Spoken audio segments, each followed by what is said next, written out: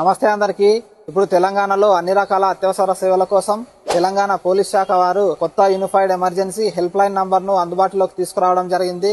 ఇక మీదట పోలీసు మరియు fire services, ambulance services, women safety, children safety లాంటి అత్యవసర సేవలకు వేర్వేరు నంబర్లు ఉండగా వాటన్నిటి స్థానంలో ఒకటే నంబర్ ను తీసుకురావడం జరిగింది.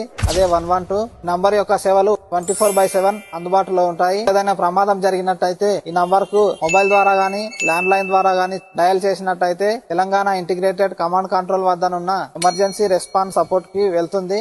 అక్కడ వారు GPS ద్వారా మీ యొక్క లొకేషన్ ను గుర్తించి పోలీస్ వారిని గానీ, ఫైర్ సిబ్బందిని గానీ, అంబులెన్స్ సిబ్బందిని గానీ పంపించడం జరుగుతుంది.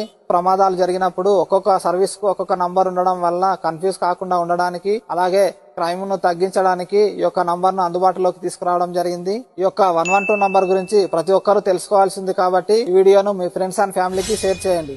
Thank you.